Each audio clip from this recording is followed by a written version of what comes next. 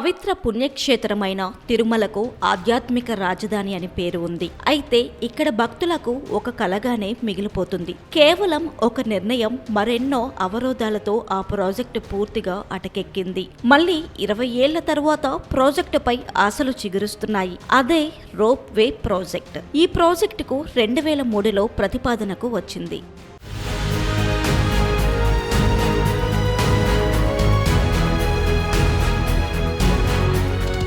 తిరుమలకు రైలు మార్గం కష్టం, వాయు మార్గం ఆగమ శాస్త్రం ప్రకారం విరుద్ధం. అందుకే రోప్ వేను తెరపైకి తీసుకొచ్చారు అధికారులు. రాష్ట్ర పర్యాటక సంస్థ 150 కోట్ల వ్యయంతో ప్రాజెక్టును పూర్తి చేసేందుకు సన్నద్ధమైంది. రాష్ట్ర ప్రభుత్వం అనుమతులు అన్నీ వచ్చేశాయి. ఇక చివరగా టీటీడీ పాలక మండలి, శ్రీవారి ఆలయ ఆగమ సలహా మండలిదే తుది నిర్ణయం.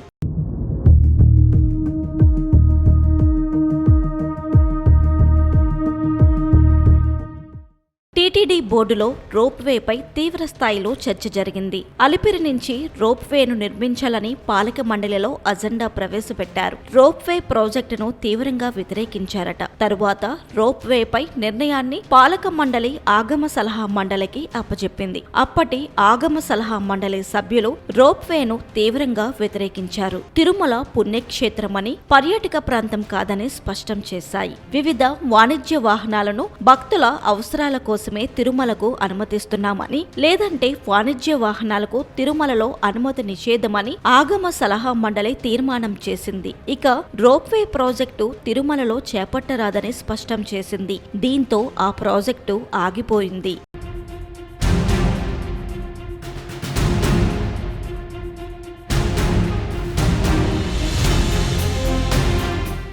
కాలక్రమేణా భారీగా వర్షాలు కురవడంతో రెండవ ఘాట్ రోడ్డు పూర్తిగా దెబ్బతినడం ప్రారంభమైంది. 2015లో కురిసిన వర్షాలకు భారీగా రెండో ఘాటు రోడ్డు ధ్వంసమైంది. ఆ దారి భవిష్యత్తులో మరింత దుస్థితికి చేరొచ్చని నిపుణులు హెచ్చరిస్తున్న నేపథ్యంలో టీటీడీ ప్రత్యామ్నాయ దిశగా ఆలోచన చేసింది. ఇందులో భాగంగా రోప్ వే ఏర్పాటుపై కూడా మరోమారు చర్చ సాగింది.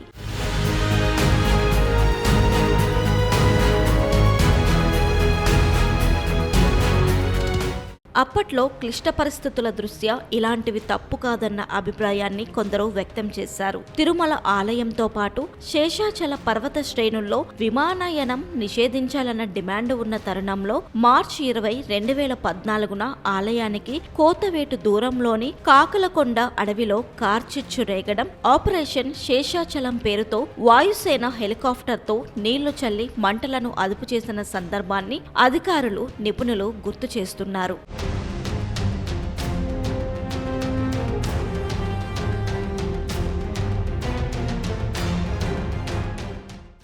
విపత్తుల నష్టాన్ని నివారించేందుకు ఇటువంటివి చేపడుతున్నప్పుడు భక్తుల క్షేమాన్ని దృష్టిలో పెట్టుకొని రోప్ వే నిర్మించడంలో తప్పు లేదని అప్పట్లో అధికారుల వాదన. 2015లోనే ఉత్తరాదిన ప్రముఖ దేవాలయాలకు రోప్ వేలు ఉన్నాయని, వాటి వల్ల భక్తులు క్లిష్ట పరిస్థితుల్లో కూడా కొండపైకి వెళుతున్నారని చెబుతున్నారు. ఉత్తరాఖండ్ రాష్ట్రం హరిద్వారలోని మానసాదేవి ఆలయానికి రోప్ వే ద్వారా ఎక్కువ మంది భక్తులు సురక్షితంగా వెళుతున్నారని గుర్తు చేస్తున్నారు.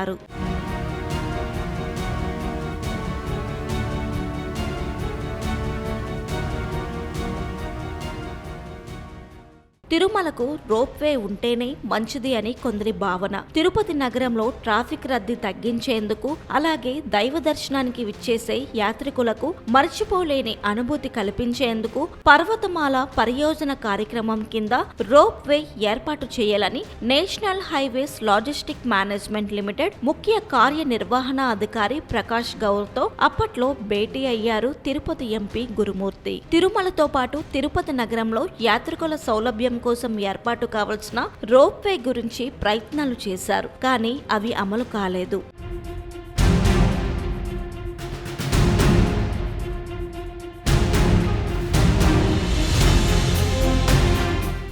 2019కి ముందు టీడీపీ హయాంలో అలిపిరి నుంచి అని ఓసారి, మరోసారి చంద్రగిరి, శ్రీనివాస మంగాపురం నుంచి రోప్వే వేస్తామంటూ టీడీపీ ప్రభుత్వం చెప్పినప్పటికీ అది అమలు చేయడంలో విఫలమయ్యారు. అలిపిరి నుంచి మెట్ల మార్గం మీదుగా తిరుమలకు చేరేలా, మరొకటి శ్రీనివాస మంగాపురం నుంచి అవ్వాచారి కోన మీదుగా తిరుమలకు చేరేలా రోప్వేలను ఏర్పాటు చేస్తున్నట్లు ప్రకటించారు. వచ్చే ఏడాది, ఈ ఏడాది అంటూ అప్పటి పాలక మండలి చెప్పుకొచ్చింది. కానీ అది కార్యరూపం దాల్చలేదు. గత వైసీపీ ప్రభుత్వంలో తిరుపతి బస్టాండ్ నుంచి రైల్వే స్టేషన్ కు ఒక లైను, బస్టాండ్ నుంచి అలిపిరికి మరో లైను ఏర్పాటు చేయాలని నిర్ణయించారు. ఇప్పుడు ప్రభుత్వం మారడంతో తిరుమలకు కాదు కదా, కనీసంలో తిరుపతిలో కూడా ఆ ప్రయత్నాలు ఊసే లేకుండా పోయింది.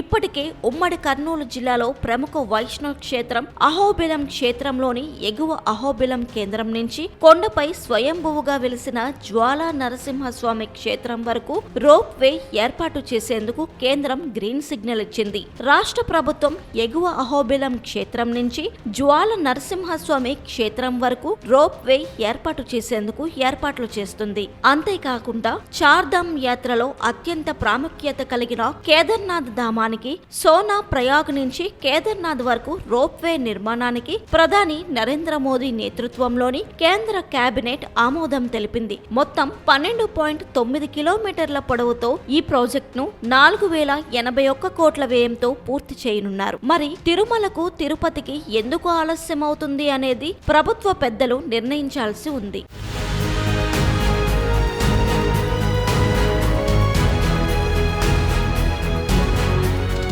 పర్యాటక కేంద్రంగా కూడా తిరుపతి ఖ్యాతి చెందడంలో ఇక్కడ రోప్వే ఏర్పాటు అవసరం ఉందని ఇప్పటికే కేంద్రం గుర్తించింది. తదనుగుణంగా తిరుపతి ఎంపీ డాక్టర్ గురుమూర్తి కూడా ప్రతిపాదనలు తయారు చేసి కేంద్రానికి నివేదించారు. అయితే ఇదిగో అదుగో అంటూ కాలయాపన జరుగుతుందే తప్ప ఇప్పటికీ ఆచరణకు నోచుకోలేదు. పైగా కేంద్రంలో బీజేపీ ప్రభుత్వం ఉండడం, రాష్ట్రంలో కూటమి ప్రభుత్వం పాలన సాగిస్తుండటంతో తిరుపతి ఎంపీ వైసీపీకి చెందిన నేత. మరి ఆయన ప్రతిపాదనలు కార్యరూపం దాల్చుతాయా లేదా అన్నది తిరుమల వెంకన్నే తేల్చాల్సి ఉంది.